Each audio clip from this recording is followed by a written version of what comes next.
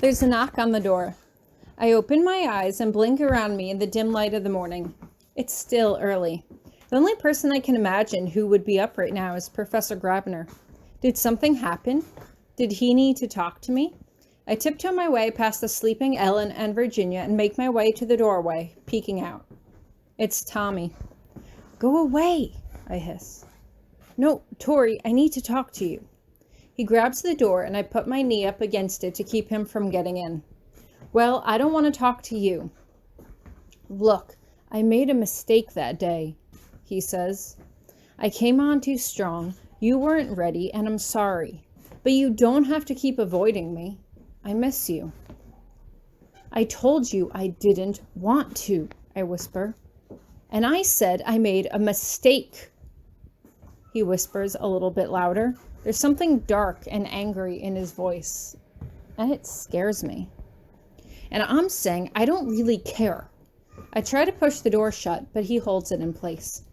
Oh, I see how it is, he whispers. He makes a mistake and you instantly forgive him, but I make a mistake and that's the end of us? I hesitate at the implication. How could he possibly know? Goodbye, Thomas. I use push magic to push the door shut, and it does so with a slam. Ellen and Virginia stir behind me. Tori? Ellen asks. What are you doing? Nothing. Go back to bed, I snap, darting back under the covers. I pull my knees to my chest and pull the blankets tighter around me. I wish he'd left me alone after that, but he didn't.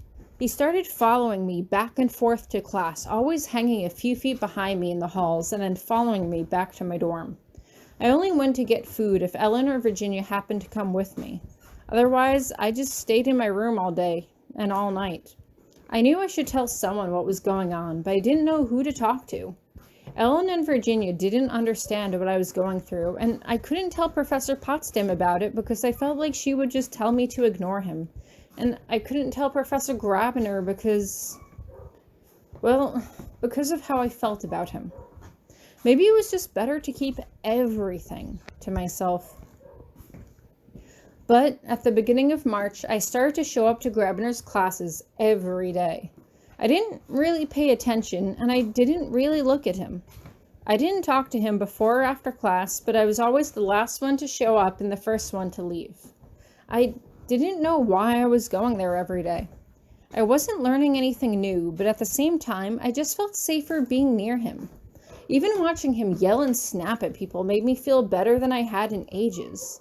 It was like I missed him in a way I couldn't possibly describe, and just being able to get near him, even for a few brief hours in the morning, was enough to fill that feeling of emptiness inside of me. At least temporarily. Eventually, though, he clued into the fact that something was wrong and approached me after class. You've been avoiding me, he notices. Not avoiding, I reply, avoiding his eyes. I've been going through some stuff. I didn't want to drag you into it. He contemplates this for a moment.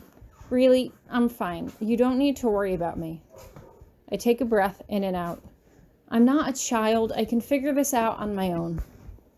Are you trying to prove that you're an adult by not asking for help when you need it? He asks. Because that tends to imply the opposite. It's not that simple, I murmur, turning away from him. Tori, tell me what's wrong. Did I... He hesitates. Do something? I blink at him. No. I shake my head. No, it's not you, it's... I wave my hand into the air and he raises his eyebrows expectantly. I sigh. I'm going to have to get this out sooner or later. Thomas has been following me everywhere. Well, I mean, really just to class in the morning. After class, I usually just stay in my room all day and lock the door so he can't get in. Tori, this is serious, he frowns. Why didn't you tell me about this? Because what does it have to do with you? I ask. Really? Because it's my duty to protect you, he responds. Why? Because you're my teacher? Or because... I blush with the implication. This isn't any easier for me, he says quietly, and I realize our fingers are touching. I'm going to protect you. A smile touches the corners of my lips as I look up to meet his eyes. Is it bad that I always feel really safe whenever I'm with you? He smiles back and looks away. I'll make sure that boy doesn't bother you anymore, he says as he starts to walk out of the room. Are you going to kill him? I ask lightly. He snickers. Only if he gives me a reason to. It works. After that, Thomas stops following me around. I don't know what Professor Grabiner said to him, or how he threatened him, but it did the trick. I do feel a little better. I even passed another test, earning a full 10 merits from Professor Grabiner, which feels like a triumph in itself. But as I get back from the test, I notice a note sitting on my bed in Ellen's neat handwriting. Tori, I need to talk to you. It's important. Please come visit me in the gym at midnight tonight. Don't tell any of the teachers. I don't want to get expelled. It's really important that you see this, though. See you tonight. I stare at the note. Something about it doesn't feel right. Is Ellen in some sort of trouble? She did ask me not to tell anyone, but would it be safe telling Professor Grabiner? I sigh. Maybe I can ask her what this note is all about when she gets back from wherever she is. I wait all afternoon, but Ellen doesn't come back. Neither does Virginia. I pace the room, watching as the hours tick by. I don't want to get Ellen in trouble, but I have a bad feeling about this.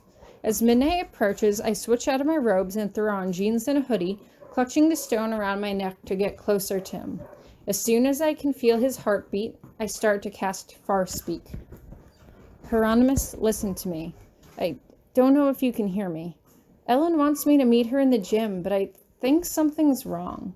She told me not to tell anyone in case she might get expelled, but I don't know. I have a bad feeling about this, and I just wanted to tell you.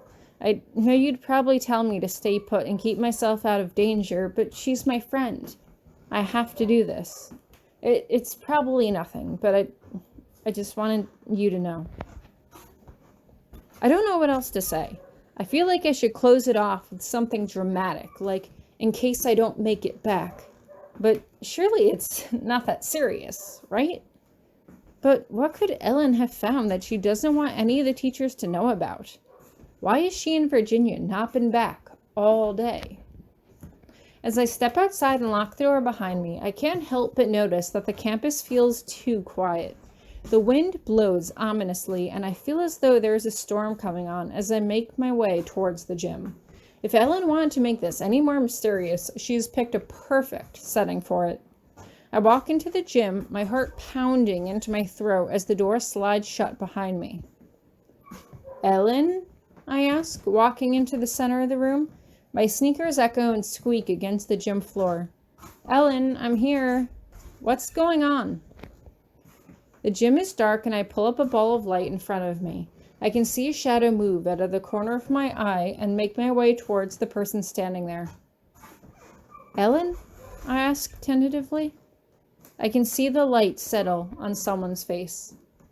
It's not Ellen.